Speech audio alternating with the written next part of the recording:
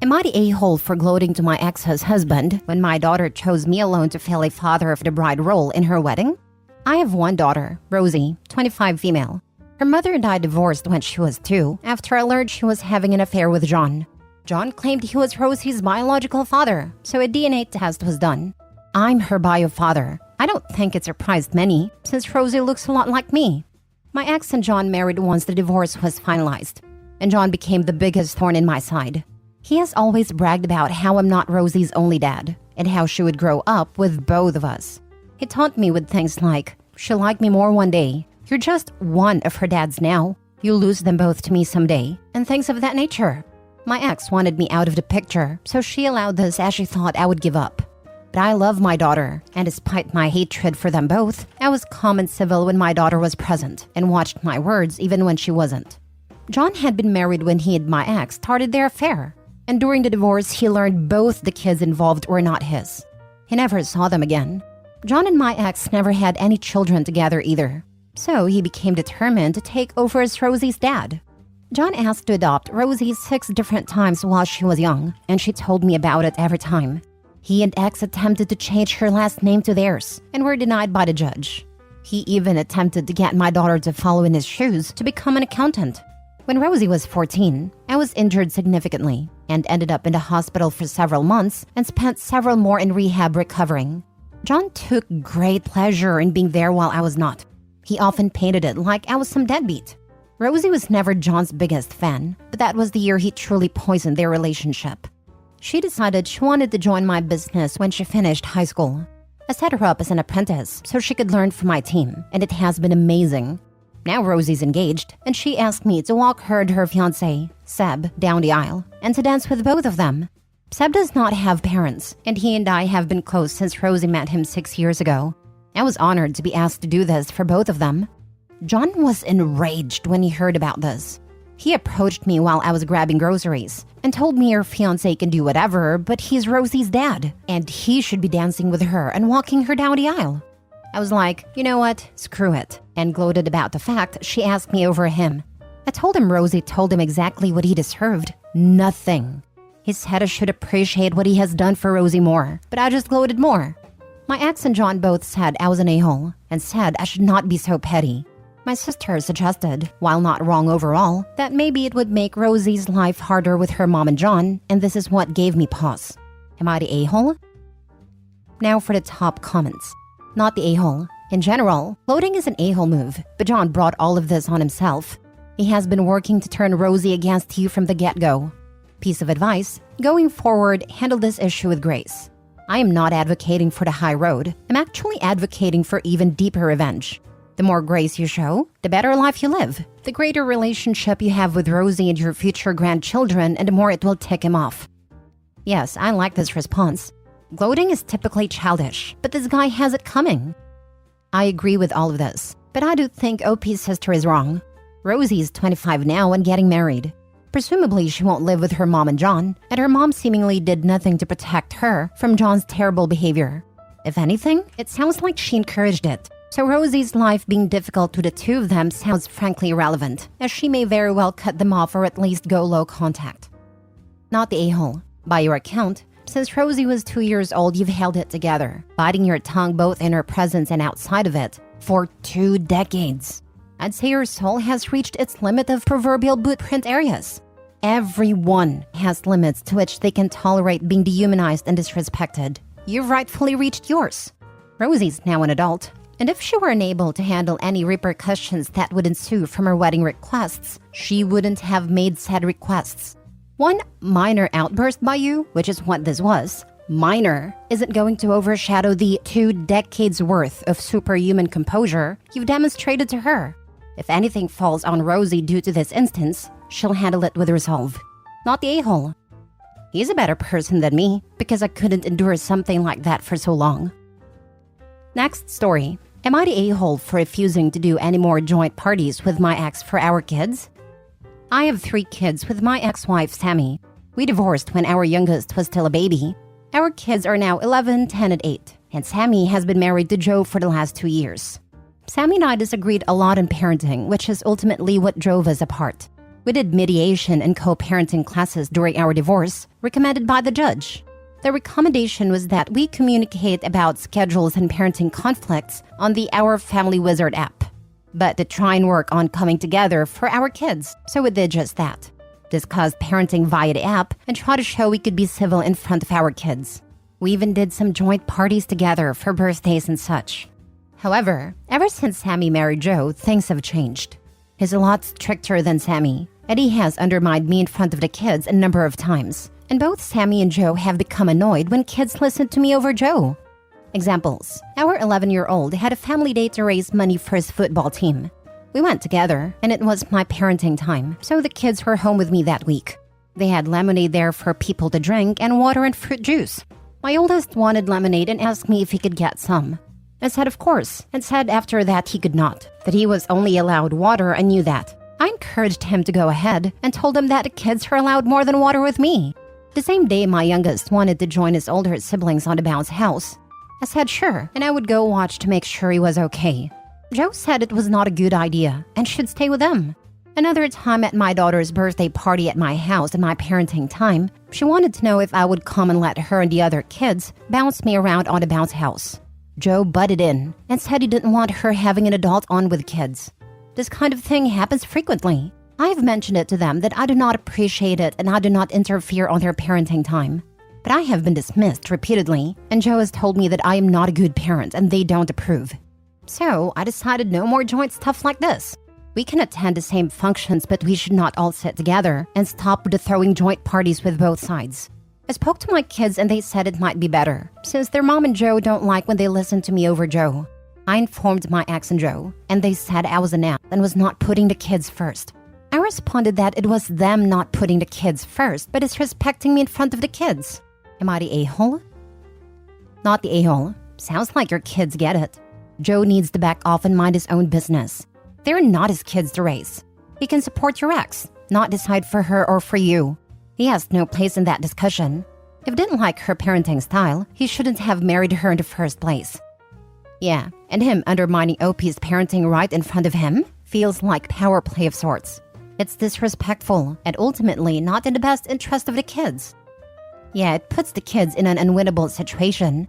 Either they agree with their dad and are in trouble with Mom and Joe, or they listen to Joe and now Dad's annoyed.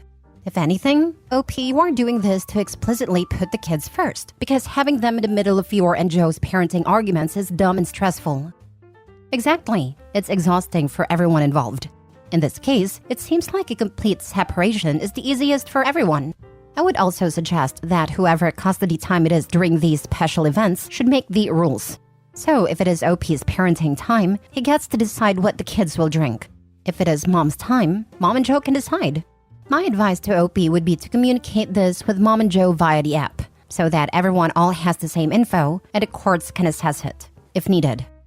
Consult a lawyer. You might not want to change custody right now, but you need to document everything. I think your wife will be consulting a lawyer too, claiming you're the bad parent. My lawyer is already aware, and documentation has been started. Next story. Am I the a-hole for confronting my ex-husband's new wife over her treatment of my daughter? I, 38 female, find myself in a complicated situation involving my ex-husband, 40 male, and his new wife, 35 female. We divorced 5 years ago, and while our marriage ended, our priority has always been our 10-year-old daughter, Lily. Initially, everything was smooth. My ex-husband and I shared custody of Lily, and we both made an effort to maintain a friendly co-parenting relationship. However, things took a turn for the worse when my ex-husband introduced Lily to his new girlfriend, now his wife, Sarah. At first, I was happy for my ex-husband to have found love again. But it didn't take long for me to notice that Sarah was treating Lily differently from her own children. She has 2 kids from a previous marriage, and while she's affectionate and kind to them, she often excludes Lily. Lily would come home after her weekends with her dad and Sarah, tearfully recounting incidents where she felt left out, ignored, or even bullied by Sarah's children. Lily's self-esteem took a hit, and she started acting out at home and at school. I tried to address this issue with my ex-husband, explaining how it was affecting Lily's emotional well-being. He assured me that he would talk to Sarah about it. However, nothing seemed to change. Sarah's behavior persisted, and Lily continued to suffer. Feeling helpless, I decided to take matters into my own hands. One day, after dropping Lily off at her dad's place, I asked to speak with Sarah privately. I calmly expressed my concerns and told her how Lily was feeling left out and hurt. I suggested that we could all sit down and discuss how to make this transition easier for Lily. Sarah, however, became defensive and accused me of meddling in her family. She even insinuated that I was trying to drive a wedge between her and my ex-husband. Our conversation quickly escalated into an argument, with neither of us willing to back down. After that confrontation, my ex-husband and I had a heated discussion. He accused me of causing problems in his new marriage and demanded that I stay out of his business.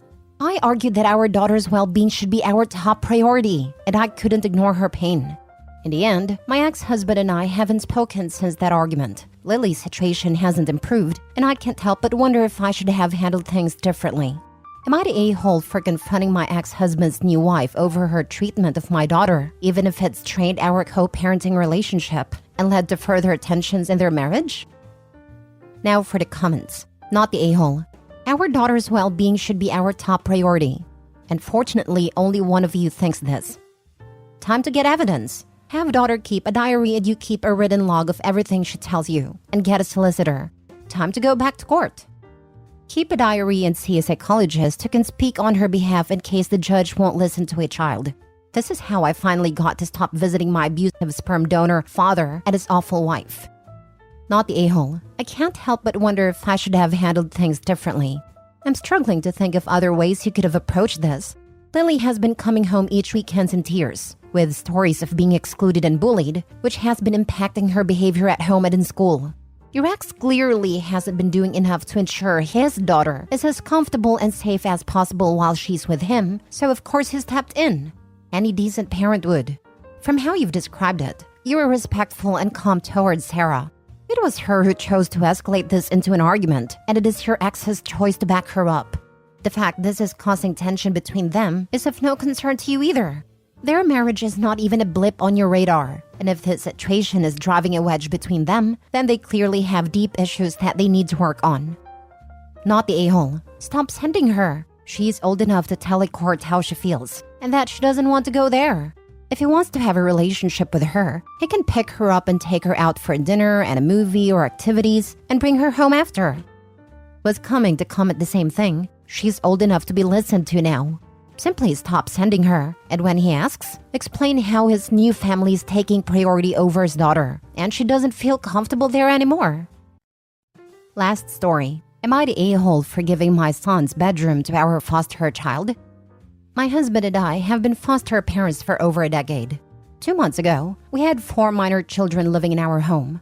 Our 12-year-old biological son, our 8 and 5-year-old adopted sons, and our 21-month-old foster son.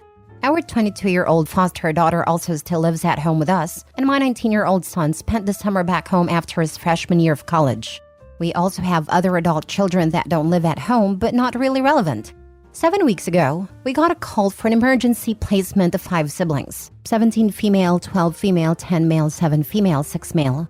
We only had 2 spare bedrooms, but had enough spared beds and storage to make it work with the girls in one room and the boys in the other.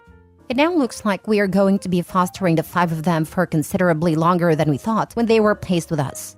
And because of the large age gaps between the girls, having them share more long-term isn't really ideal. We already moved the boys a few weeks ago. We bought a triple bunk for our 8 and 5-year-old's room and moved a 6-year-old in with them, then put the 10-year-old's bed into our 12-year-old's room.